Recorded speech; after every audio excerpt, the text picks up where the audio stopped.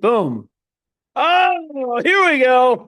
All right. For those of you at home, welcome back. I had it on mute. My apologies. All right. So, real quick 2026 market predictions. That's what I'm going through today. I'm going to tell you, it might run around a tad long. I will also give you a synopsis at the end. I'll give you everything you need to be paying attention to from rates to supply to demand. Sound good?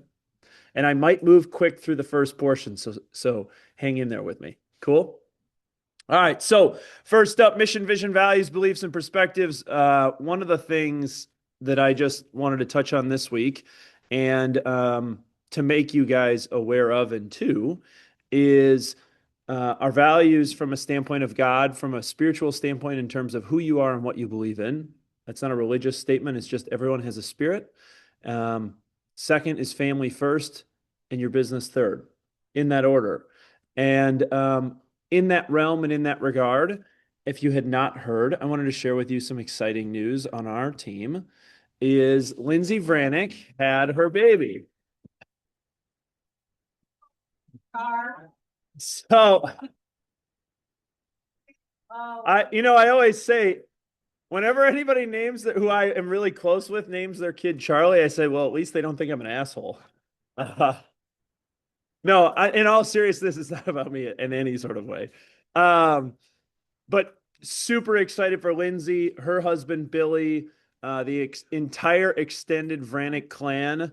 Um, I know what it's like to have three boys under the age of 5 running around, and it's pure chaos. But Lindsey and her family are doing great. Billy was just in the office. Her husband was just in the office yesterday. They seem to be doing great.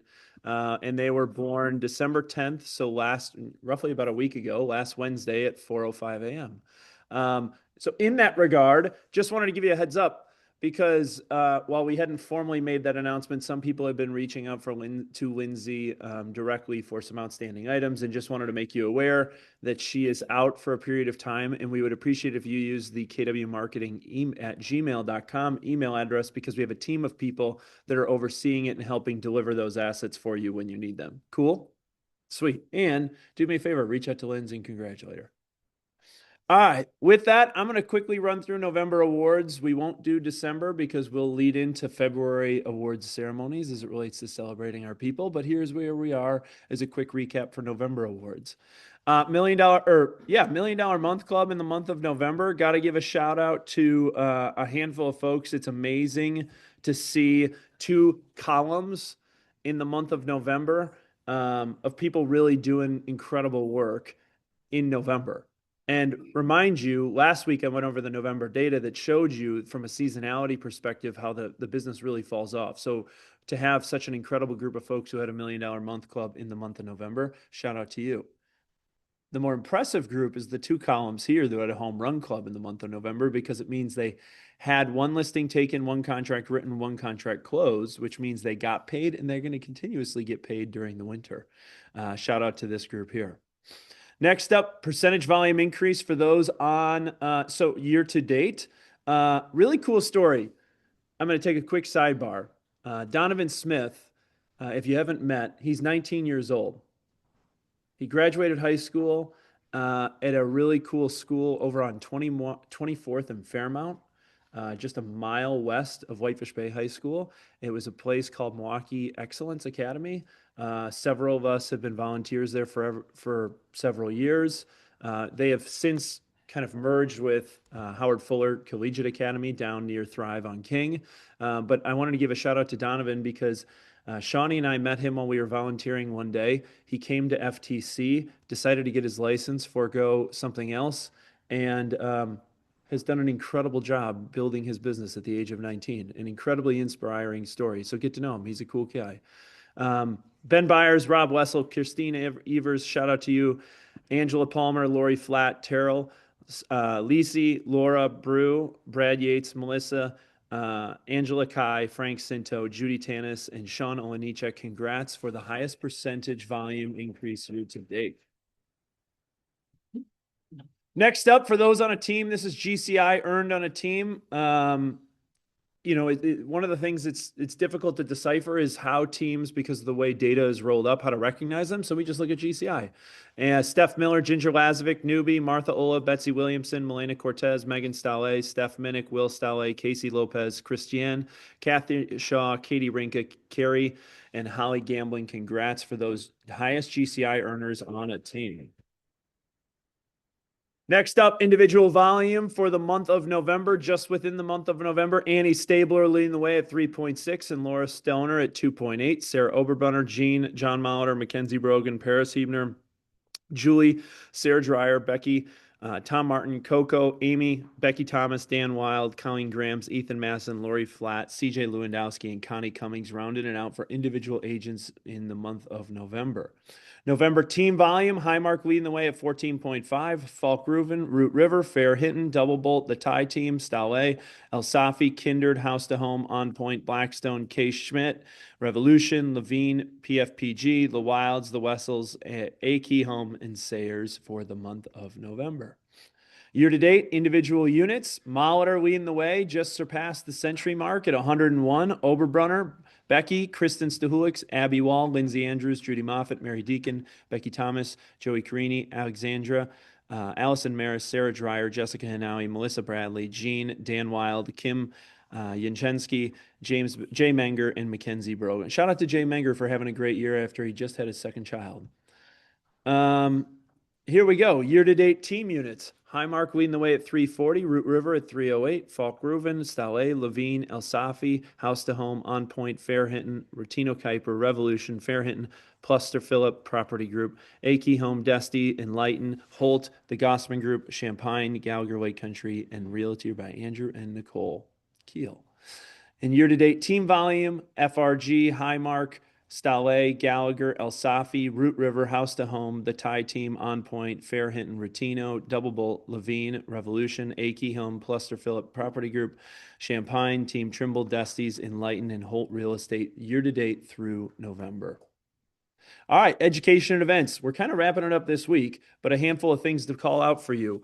One is I've kind of made mention of this. Please make note of the holiday schedule because the holidays fall effectively on a Wednesday, Thursday over the next 2 weeks.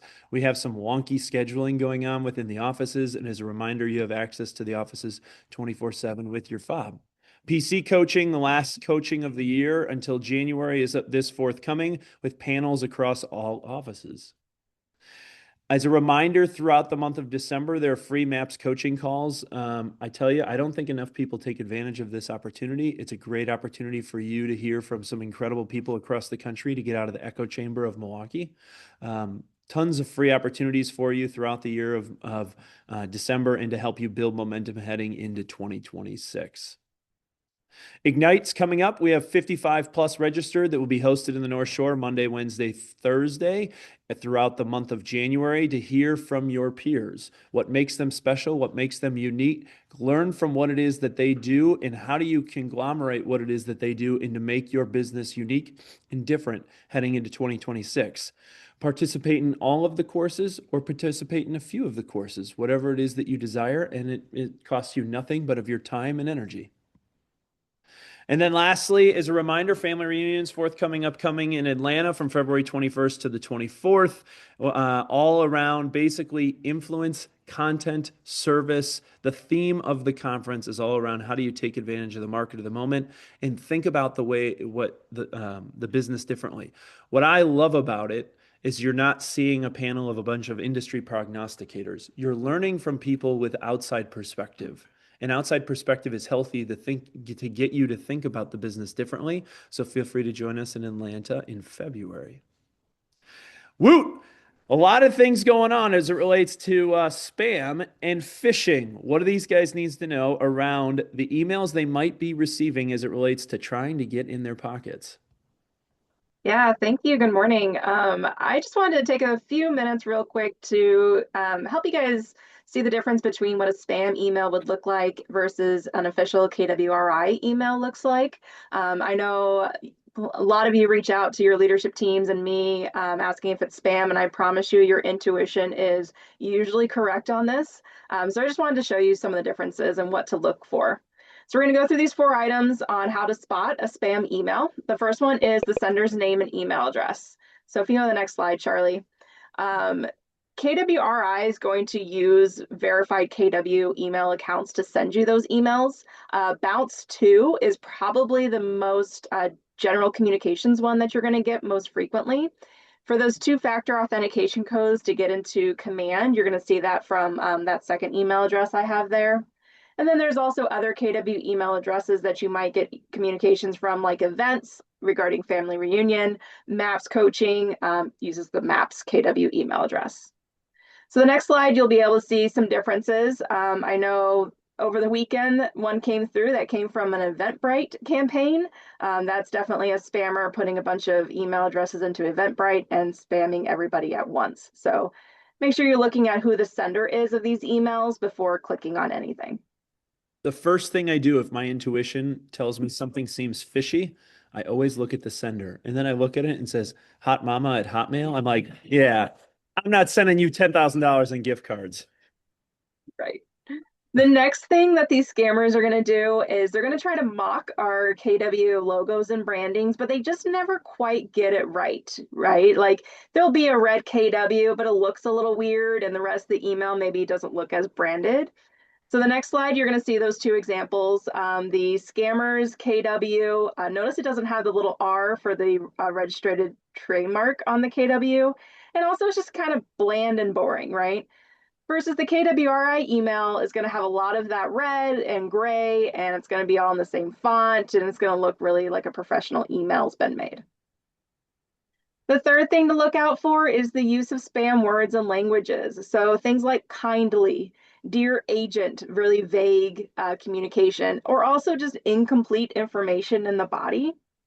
So in our example of this, the scammers wrote, reach out to brackets support or IT contact information. So they obviously wrote this in ChatGPT. They should have entered in that information that they wanted you to click on, but they didn't. Versus the KWRI email where it says specifically who you need to reach out to and the contact information. And again, all of that branding is on that email. And the last thing to watch out for is any call to action or deadlines. If there's a specific action that KWRI needs you to take, us as leadership are going to make sure that we over communicate it to you in emails from us, in team meetings from us. Think about like that switch to commissions and command that we did a couple of years ago. KWRI will never ask for your credit card information, and KWRI will never threaten to deactivate your account. That's probably one of the most common ones we see. So again, this process is going to lead to permanent deactivation. No, KWRI will not permanently delete your account. And the second one, something that is a call to action from KWRI. Again, it looks really official and a lot of communication ahead of time of changes that are coming up. And when in doubt, just reach out. Cool. Thanks, Wooten. Here's the truth. It's happening all the time because you know what they're trying to do? They're trying to get into your email to then duplicate your email signature to then phish for wire fraud. That's basically the whole game. If you haven't set up your 2-factor authentication on your Gmail account or whichever email account you use, it's like malpractice at this point. Set up 2-factor authentication, make it super simple. And if you want a little quick life hack for you, look at a system called 1Password. 1Password is the best. I don't know, maybe I pay $20 a year for it. Stores all my passwords. All my passwords are unique. Sets up my 2-factor authentication. Highly, highly recommend it. It does take some time to set up, but once you set it up, it rocks and rolls. So, all right. Another really important thing to know about is your lockboxes are changing heading into 2026. You need to be paying attention, and Sentry Lock will be swapping for a upgrade in terms of the product. So Steph's going to walk us through what that looks like and what you need to be paying attention to. Lieutenant? Hi, good morning, guys. The compliance team gets to come with some exciting news today versus some down and dreary stuff. So excited about that. So new lockboxes are coming. You guys might have seen an email yesterday from Sentry Lock directly. So these new lockboxes, they look like they're a smaller profile, which is exciting. I feel like our current ones are pretty bulky. So this is also exciting, just this shape of it. It's still a Sentry Lock product. The most meaningful upgrade, I think, is the touch and go feature, which, much like we use our credit cards with our chips, we get to just tap our phones to the lockbox to open them. And there is a longer battery life. So those are just kind of the two of the key upgrades that we're getting. So first up, take stock of your current supply. Last week on December 8th, you should have received kind of a random, what you thought might have been a random email from Sentry Lock, and they were just communicating to you how many lock boxes that you should have in stock. So make sure that we're gathering our current lock boxes. And then we're going to mark our calendars for the 13th through the 15th. So at the Embassy Suites in Hilton is when we're going to have our training on the new lock boxes. This is where we will get to exchange our current supply. You will sign up for a 30-minute training time, and an email is going to come directly to you again from Sentry Lock to sign up for that 30-minute window. There will be, so next slide, Charlie, a grace period before the old generation will not work anymore. If you are not able to attend next January, they are going to offer smaller training sessions at the GMAR offices, but space will be limited. So they're really, really strongly encouraging all agents to attend next month. And if you fail to turn in your old lock boxes, your access will be turned off. So we've got to make sure that we're gathering all of those old lock boxes. And then finally, you will not need to re-download the app. The Sentry Lock phone app, the current one, will be updated for use with this new lockbox. So that's great for us all as well. And then this was the PDF that came out yesterday. So if you guys want to peruse this, you can. It's just a quick two-pager with more information on the lock boxes, the new ones. So again, that was in an email that was sent out yesterday. Quick piece of trivia. Anybody know how much of the total inventory currently uses Sentry Lock lockboxes? I don't know that. Close. 40. Wow. 40%. There's a lot of security reasons. Security seems to be a theme today. Security reasons as to why, but 40%. And highly concentrated in more of the metropolitan area, less so as you get further away from the metropolitan area. But I would encourage you to be a Sentry Lock lockbox user. It's going to be great though that we can just like touch and go like a credit card. I'm really most excited for that. So, okay. So we're down to our final 2 weeks with the GMAR dues. There are only 77 of you who have yet to pay. I'm actually super excited about this number because usually it's much higher. So another email is going to go out today to those remaining 77. So please pay by the 31st. We just don't want you guys to incur that $225 fine and also risk getting your MLS access shut off. So look for an email from us today. Okay, and then January contract trainings. Because of Ignite, we are going to move to a Q&A every Monday in January. We're really encouraging everyone to go to Ignite, our favorite training of the year. So you'll find us again, Zoom, 12 p.m. on Mondays. That's Sweet. Lieutenant, thank you. All right, guys, lots of updates as it relates to what's going on in treasury yields, 10-year treasury yields, rates, and so on and so forth. So I'm flipping it to Blake. Charlie, how do I flip slides? Just hit the arrow. Okay. All right. Good morning. Blake with Cream City Mortgage with your mortgage minutes. Current rates as of today are about 6.2%. So about the same as where they were a couple of weeks ago. As you can see, it's about a full point better than where we were this time last year. So things have gotten a little bit better in the market. Before I touch on the conventional loan limits, as you guys know, the Fed did agree to cut rates by a quarter point to 3.5 last week. That news was already pretty much baked into the market already. So it's kind of buy the rumor, sell the news sort of thing. So rates didn't move that much after that decision.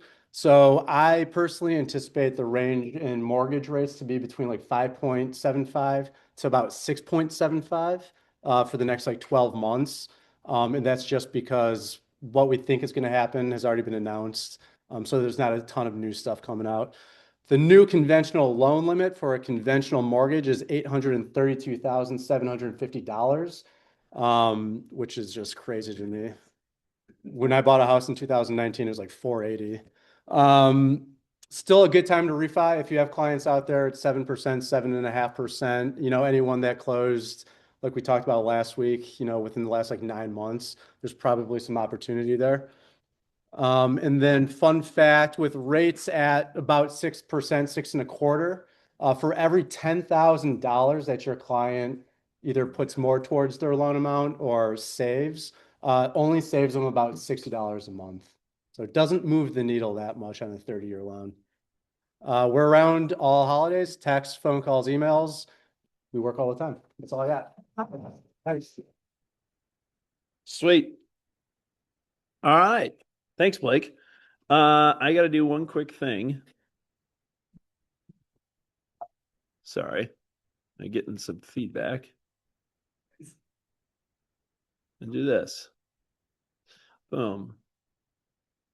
All right, here we go. All right. So I spent about, I'm being honest, I spent about a month pulling this together. I pulled and looked and read a lot of information to try and give you, as I do every year at this time before the holidays, an outlook as to where we are, where we're headed, and what the future looks like. I try and do it like a crystal ball. Sometimes I'm pretty spot on, and sometimes the ball gets a little fuzzy because there are things that happen that I don't predict. Like, remember 2 years ago, what happened in February? There were some world events that occurred, and all of a sudden it threw the mortgage rates out of control, and then the market fell out from underneath us. Didn't predict that. Having said all that, I will say this with a caveat. All of it is based within the information that we know today. If something pops off that we don't see, i.e. a world event, hard to predict. And there are some things happening right now down in South America that you have to be paying attention to, because who knows where that might go and how it impacts our capital markets. But so here's my stab at creating a crystal ball for you. Before we start, I'm going to take a look back in terms of what I told you last year to help you understand where I think my accuracy in some of these predictions are. Last year, I said closed units will be up mid-single digits. Here is the reality. We'll finish around up 1 to 2%. I made that yellow or orange because we never got to the 3 to 4% that I was hoping or expecting. And yet, when rates dropped in September, it helped increase the amount of activity within the marketplace. Cole's dollar volume last year in December, I told you it would be up 7% or more. The reality is we're going to finish at 9%. I'd say that was pretty spot on. Last year, I told you rates, you should expect a downshift that will create an opportunity from a refi environment. You just heard from Blake. Last year at this time, they were at 7.1. Today, they're at 6.1. So that prediction kind of came true based on the information and research that I did. And then I shared with you housing, some commentary as it relates to housing as an asset and regional population. So I'm going to take a stab at a few things for you to give you some insights in terms of what I'm seeing, what I'm reading. And you're going to see this. I'm going to be totally transparent with you that it's not the most beautiful of presentations because I begged, borrowed, and stole a lot of people's prognostications. I totally butchered that one. But I took a lot of their research to then say, what is it that we're seeing within the data that we experience in southeastern Wisconsin? And the yellow boxes are my own personal commentary for your line of sight. So what's going on in the economy?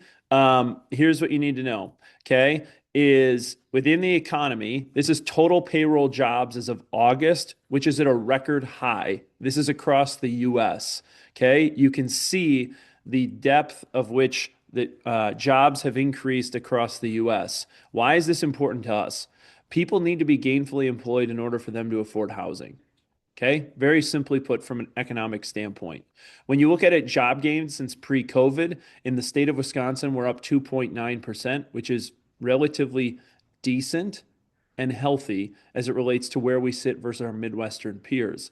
Obviously, there's been a lot of things and a lot of discussions around Texas, Florida, and the Southeast in particular. But you can see from a Wisconsin standpoint, within gainfully employed people, we've had nice job growth within the region. Okay. The other thing I'll touch on is the unemployment rate. And this is important to know because people need to be gainfully employed in order to be able to afford housing. When you look here, the blue line is the U.S. unemployment rate. The green line is the Wisconsin unemployment rate. What you're noticing is the gap between the two is what? Widened, which is a good thing within our economic region because it means that we have a very effectively a gainfully employed economy within southeastern Wisconsin.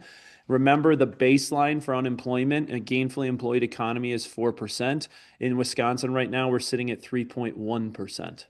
So from a regional perspective, the region is outperforming the country as it relates to unemployment metrics. Good things. Okay. The challenge of it across the country is we haven't seen a lot of job growth. There's been a lot of uncertainty within the current administration as it relates to tariffs. If you don't know this, Wisconsin as a whole, by far and away, the largest sector that we have is manufacturing. The number one sector that has been impacted by tariffs is manufacturing. So job growth has slowed a little bit twofold. One, because we have effectively a gainfully employed region, but also twofold, there's been a lot of uncertainty as it relates to capital costs and how do you allocate capital? Do you put it towards headcount or do you have to account for these tariffs? More to come on that, we'll see, especially after being 12 months in within this administration, but things to be thinking about as it relates to our macro economy. The other thing as it relates to good news, bad news is this is overall wage growth, okay? And overall wage growth across this, the entire U.S. economy. The reason why this is important is this is a really key indicator as it relates to inflation. If you think about inflation is directly correlative to wage increase. So if you look here from 2022 to effectively 2023, what happened? Let me say this, 2020 to 2023, wages and job switch wages, right? When people jumped jobs to make more money was on a tear, which then increased inflation. And all administrations, because it's an apolitical statement, want to curb inflation. So what happens then? They pull a bunch of levers in order to not derail, but to slow down wage growth to help curtail inflation on the cost of goods, products, and services. Because when a company pays its employees more, that cost of labor is passed on in goods and services to the consumer. And so they have to curtail the trend in which that wages were growing. For example, let's just talk about your foundation specialists or people. Think about what that cost 5 years ago versus what it costs today. Foundation specialists, just say Vret, Ein, Budiak, whoever it might be, your plumbers are now making close to $180 to $200 an hour. When 5 to 10 years ago, it was about $100 an hour. And so wage growth is an important metric that we look at within the macroeconomic conditions to understand what is happening with inflation. Okay. Personal consumption expenditures, because of that, then has since gone down. So what's happening is we have this weird counterbalance happening. We have to curtail wage growth, but at the same time, we want people to continue to spend.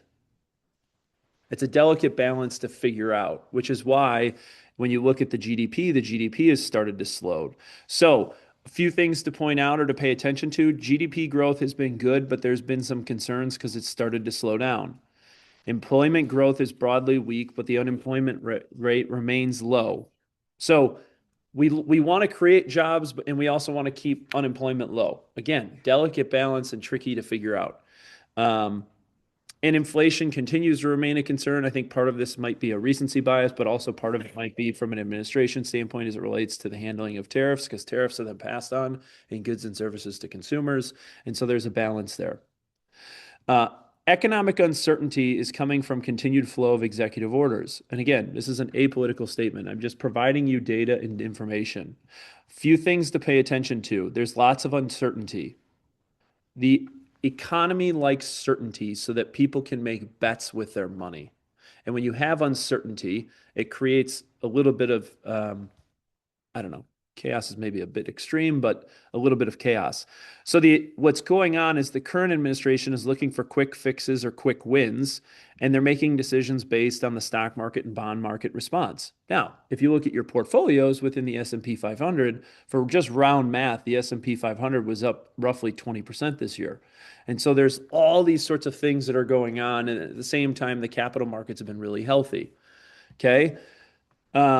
And so when you see these executive orders, it's been focused on growth at all costs, tariffs and tariff indecision, and the threat of from a deportation standpoint, creates inflationary pressures because 24% of all construction workers are undocumented. So again, using construction as a goods and services labor product, you see where the inflationary pressures start to come into play if certain industries are impacted as it relates to administration decisions. And again, I just would say it's an apolitical statement. It's just kind of where we are, and we have to face the facts of where we are and how do we navigate it within our industry. So let's just take a quick look at mortgage rates. Okay. Question for you. Today's 6.17% 30-year mortgage interest rate is about 1% higher than the Great Recession, about the same as the Great Recession, or 1% lower than the Great Recession. Anybody want to take a stab? It's about the same as the pre-Great Recession. Where does this show up? Here's how it shows up visually. When you look at the period from 2000 to effectively 2008, the average of a very, very healthy residential real estate market within our very recent history, the average mortgage rate was 6.1% from 2000 to about 2008. When you look at where we are today, we are at 6.17%. That still rings true, effectively 6.2%. The other thing to pay attention to, because, and this is more so of the recency bias, and I haven't heard this as much as of late, but it's just a good visual for people to understand when you have conversations this holiday season and people might be asking as it relates to affordability, is delinquency rate within mortgages and foreclosures are substantially low. So despite the fact that rates jumped pretty substantially, we've had some concerns as it relates to student loan debt, and we'll talk about first-time home buyers. Delinquency rates are relatively rather low, which, again, healthy indications for our industry. And here's a really interesting slide that I pulled from Housing Wire. This is the mortgage purchase application index through effectively the beginning of December. And what do you notice? Applications are an indication of demand and an indication of people who want to buy homes. So this showing you over the last 18 weeks, when you compare it 25 versus 24 versus 23, the indication of demand as it relates to mortgage purchase applications are up substantially, which means, what does that tell us as we head into 2026? It is signaling to you that demand metrics are still healthy and relatively strong when we look at it versus the recent markets that we had of 24 and 23. Another way to look at it is this is the weekly mortgage applications to buy a home. And this is a percentage change versus prior year versus the year ago. And I've always shared with you, I like graphs that go on the bottom, on the left, start on the bottom left and go to the upper right. Applications equal demand. It's an indication of people who want to buy homes. That's a good trend line as we head into 2026. So from a rates perspectives, I'll create a synopsis for you here at the end, but I like what I'm seeing from an application standpoint. I like what I'm seeing from a stability standpoint. The stability of the rate now is going to create predictability for us heading into 2026. So let's look at industry sales metrics. This is going back to 2015. Here's what you look at in terms of home sales nationally on an annualized basis, okay? And I'm going to visually help you understand what this looks like. For the last several years, from 2015 to effectively 2022, we averaged north of 5 million homes sold a year, okay? And when you look back then to what we've been experiencing from 23, 24, and 25, we were experiencing about 4 million transactional units across the US, okay? So when you look at that, over a 3-year span, we lost 1 million transactional units times 3 years. We lost 3 million overall units in 3 years, transactional units that would have happened across the US. Now, when you seasonally adjust it, this helps you understand just basically how big of a drop that we experienced from 22 to 20, effectively 23 to 24, right? There's the 5 million home mark. Again, seasonally adjusted. This is the same data I'm just showing you. It's just flatlining it across the, on an annualized basis. Here's where the 4 million home mark is. And when you look at it, you don't understand this. You've heard this phrase, you don't know how good you have it until it's effectively gone, or you don't know you're in the good old days until you're out of the good old days. The window of 2020, 21, and 22 were exceptional periods of time, and they were short windows. And I'm going to make a broad comment to you. If your business grew or was flat from a units perspective from 2022 to 2025, you took market share. Factually true. If your business grew or was flat from a units perspective from what you finished in 2022, which was the last peak of the market, to where you will finish in 2025, if you just look back at that 3-year history, if you grew or you were flat, you took market share. You won. You won. And it's important for you to understand and recognize that, because sometimes at this point of the year, I know many of you are like, holy shit, I just feel like I just got beat up for the last 12 months. But the reality is take stock in where you were and where you are and where it is that you stand from a market share position. Most of you are in a very good position. Okay. When you look at it from a Wisconsin perspective, we're very similar trends. You can see for the last 3 years, we've been at 10-year lows in terms of transactional units across the state. The state story mirrors the national story that I just walked you through. And so effectively, we're missing 1 million transactions a year for 3 years. We won't have them, and now we have to try and make that up. But the good news is, if you grew or you remained flat, you grew your market share. You grew your market share. So what happens as the tide rises and you took market share? You are setting yourself up for continued success as to what the next 5 years look like, which, by the way, I'm very bullish on. So switching gears as it relates to listing inventory, it's down dramatically from a decade ago. If you go back to 2017, we averaged around 36,000 listings a year across the state of Wisconsin. When you look at it at its bottom, we were at 8,000 listings. You can see the dramatic fall off in effectively a 7-year period. Now, here's the good news for you. And it's been rising since 2023. Okay. So what does that mean for us, and what are the metrics that we need to be paying attention to? And this is kind of what I've been hammering you for the last 60 days, is you have to understand across the country and locally, days on market are rising because of this factor. Okay. And I've shared with you the localized data, which I'll share here in a second. But again, we can't lose sight of the fact that because, yes, inventory has been declining for a decade, but yet now it's rising over the last 2 to 3 years, you have to recognize that the experience that we've all had in terms of the velocity and rate of sale of the markets that we've operated in might take longer because of the increase in inventory that we're experiencing. The problem is, for most of us, we're operating in the mode of what we knew from 2019 to effectively 2022, where the industry was going really down pretty substantially from an inventory perspective, which created a lot of compression, which then created a really fast market. Okay. Now we have to be ready for a slow rise of inventory, which means things might take longer. Where this shows up then, days on markets from a seasonality perspective, here's Wisconsin's supply of housing inventory as it relates to months of supply. And when you look at it, I'll walk you through this from the left to the right. Metropolitan areas, which I would argue we all live in a metropolitan area, you can see from last year to August of this year, it rose by almost half of a month, 3.2 to 3.6. When you look from a price point perspective, you can see how things rose from a months of supply inventory based on price point across the entire state of Wisconsin. And then when you look at it specifically within southeastern Wisconsin, you can see how days on or months of supply inventory has rose from last year to this year within just a single year. I expect that trend to continue heading into 2026, which isn't a bad thing. It just means more inventory is coming to the market. Foreshadow.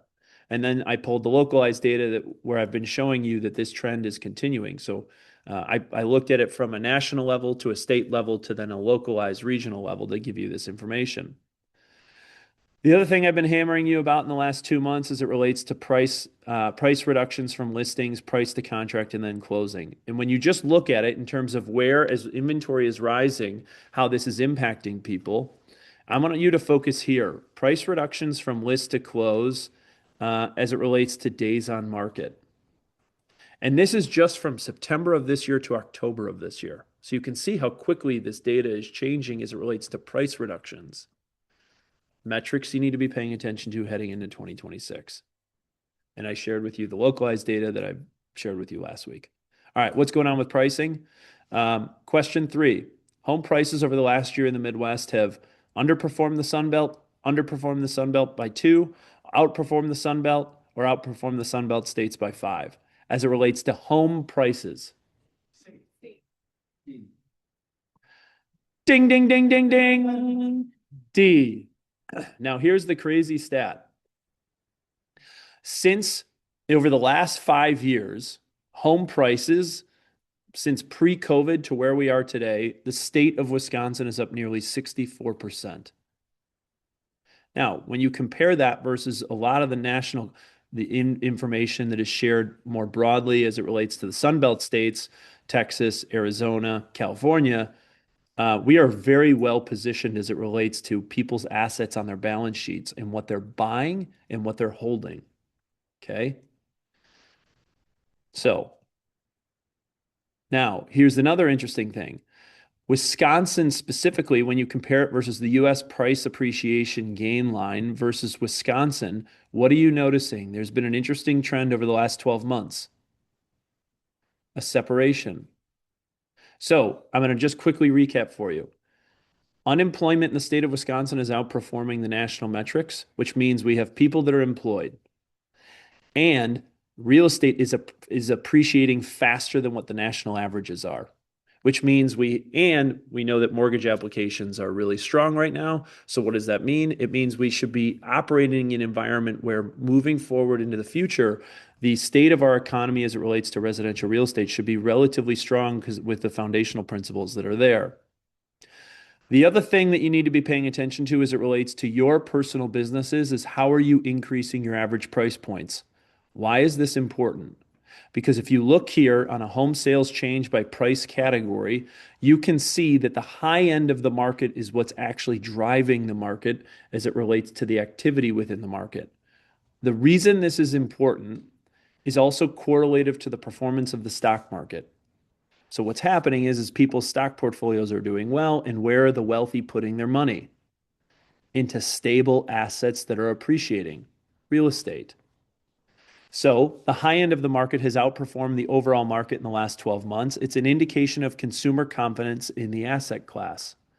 Typically, the high end from a price point perspective is the most educated buyer or most educated consumer as it relates to what's going on in the macro economy. And this is the indication that they're telling you they're putting their money into stable assets as they've done really well over the last short-term 2 years as it relates to their stock portfolios. This is very good. I look at this because, you know what's really interesting? The first market to tell you that the market's going to slow down is the high end. And the first market coming out in terms of a boom is the high end. Okay? And this helps you understand when I share with you this data, why I share with you this data and why it's an important strategy for us from a luxury standpoint and why we continuously focus on it, because it helps drive the housing economy. Despite the fact that it's a small percentage of the overall economy, it's the leading indicator of what is going to happen within our southeastern Wisconsin metro area, which is why luxury is such a focus for us, because it helps us understand luxury is the first into a recession and the first out of a recession. Lastly, this is some data, and then I'm going to switch into demographic information for you as it relates to real estate and net worth. You hear this all the time as it relates to homeowners' net worth versus renters' net worth. This shows you over the appreciation gains that we've had over the last effectively 25 years as it relates to the asset, why it's a buy and hold economy. You want to buy real estate and wait. And then this shows you the American success between the median net worth between owners and renters. And quite simply, because of the appreciation gains and the stability and predictability of the asset class that real estate provides, it's a no-brainer as it relates to helping people unlock the American dream. The challenge of it is the American dream is becoming more unaffordable. You have student house debt, you have insurance premiums that are continuously rising, and our jobs moving forward is complex from the standpoint of how do you help people navigate their situations in order to unlock the American dream. That's the beautiful thing about what you get to do. Your challenge becomes is how do you articulate it and communicate it in a way that people view you as their fiduciary, not a transactional relationship. And so how you advise your clients in order to access this will be, I think, more important and more of the burden moving forward, because there's a lot of complexities as to why the housing market has become so unaffordable. But the way that they unlock this equity as it relates to the American dream and their median net worth is what our jobs are and what our jobs will be moving forward. Lastly, this is why I'm very bullish on where we are and where we're going in the next 5 years. Demographics are completely in play, and yet we have some headwinds. Question 4, first-time homebuyers in 2024 are up 50% from the 24 average, up 25% from the 20-year average, down 25% from the 20-year average, or down 50%? D, down 50% from the 20-year average. Okay, this is the headwind. And this is where I'm saying that you have the opportunity to be the economist of choice, someone's true fiduciary, and not a transactional relationship. Because the complexities of helping people unlock the opportunity in real estate is where your value creation will occur moving forward. Okay, first-time homebuyers are on a first-time homebuyers are half the 20-year average. This is the missing million.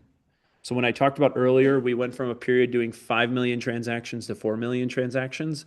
The reason being is the unaffordability or the inaccess to the real estate economy as it relates to millennials, quite frankly. You'll see that here in a second. Median age of home buyers, also, we've talked about this over the fall, is thinking about how you're demographically segmenting your database and communicating to them in different ways. Demographically segmenting your database and communicating to them in different ways. Why? The average age of a first-time homebuyer last year was 38, and the average age of all buyers was just surpassed the age of 60. Buyers, first-time and all buyers, ages are at an all-time high. So people from an age perspective are moving up in terms of their transactional history. Again, the complexities of how we articulate, how we help them unlock access to owning a home. Mobility, the other piece of it is because of the incidence of healthcare, drugs, and so on and so forth, people are aging in place longer. And so mobility rates by a housing tenure across the US have dropped substantially in terms of how often people are moving and people are aging in place. Question 5, what percent of US households are married? 47%, less than half. So again, demographically segmenting your database is where I'm trying to get you to think about this. Okay, first-time marriage, which is when a household creation happens from 1980 to present, it's the highest it's ever been from an age perspective. First-time home buyers with marital status substantially has dropped off. So again, demographically segmenting your database. Okay, married couples, unmarried couples, single females, single males. Single females, take note. Married households are now 47% of the households, down 78% since 1947. Now, here's the one chart that, okay, you're saying, okay, this is a lot of information, this is a lot of data. If I were to tell you to just lock in on one thing on why I'm very bullish over the next 5 years, it's this, and I'll walk you through it, okay? You have to look at this in terms of the people across the total US population by generation. Okay, and I just shared with you that all buyer activity, the average age of all buyer activity was 60 last year. Okay, 60. So when you consider it, The 50 to 65-year-old is the one who's actually transacting at scale from an age demographic standpoint. Yet at between the ages of 70 to 80, and again, if you look at that bar graph, that's the current US population, and you look at who will be coming into that US population shortly, you might have heard of the term the silver tsunami. We're entering into a period where that turnover is about to occur because of the size of this generation that will be coming of age. Now, here's where you also need to be paying attention. And this is why I'm bullish over the next 5 to 10 years about our industry, is these people are currently transaction, but they will soon be considering housing alternatives. Okay? This generation is the 10-year future because it's the largest generation. It's larger than the boomers and Gen X's, and they are coming of age. And the 20 to 35-year-old, remind you, the average age of a first-time homebuyer was 38. So if you look at the 20 to 35-year-old demographic that is coming into our opportunity zone from an age and demographic standpoint, when they get married, when they create households, when they get divorced, all of that will be forthcoming to us within the next 5 to 10 years. The game is a game of patience and a game of the infinite game, which is what I preached to you from 2022 to effectively 2024. Be patient, be patient, be patient. These games are cyclical, okay? So here's my 2026 predictions for you. I'm bullish on the market from a closed units perspective. I think it'll be up 4% or more. The reason why I say that is the alleviation of rates and some other things that I'll talk about here in a second. Closed dollar volume, I think we're going to still hover around 7 to 8% or more. I just look at the unemployment rate in the southeastern Wisconsin. I look at job creation in southeastern Wisconsin. I look at the tax policy around the 94 corridor and the amount of businesses that are moving just over the Illinois border into Wisconsin. And a somewhat controversial topic, the amount of data centers that are looking to open in southeastern Wisconsin is going to continue to create increased job creation, which is where I think demand shows up. Rates, I think they're going to stabilize right around 6%. I have a hard time seeing the data where it's going to go below 6%, but you never know with what's going on and how those levers might be pulled. But they could. But I think it'll be right around 6%. And I think the stability of the rates and the environment of creating stability will create predictability, which is healthy for us. Inventory, as a listing agent, you got to be paying attention to your inventory because more inventory is going to continue to what I call dethaw and unlock. I expect it to increase. Life events will alleviate the inventory of rate locked homes, marriage, more kids, death, divorce, job change, etc. Of those that were sitting on the 3% interest rates that didn't want to. The further we get from that, the more life events that will occur. 2, and this is a bold prediction, I think the current administration will create some sort of tax policy incentive to get inventory turnover. I don't know what that is. I don't know what that looks like. I don't know if it's a capital gains. I don't know what, but I think they will create some sort of tax incentive because housing is the largest lever they can pull to increase GDP. And with slowing GDP, they're going to want to unlock inventory in order to stimulate more growth within the economy, which starts with housing. Similarly to what I said about luxury, housing is the first one into a recession and also the first one out of a recession.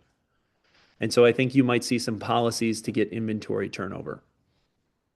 Last, 2 more, demand demographics are in our favor over the next 5 years. Baby boomer turnover of inventory, not yet, but forthcoming.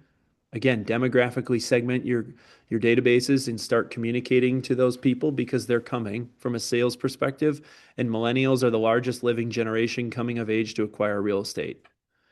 The affordability squeeze can't be lost us nearly 1 million transactions. And then lastly, my comment for 2026 is the Wisconsin advantage. Midwest as a region will continue to grow because of employment and affordability options.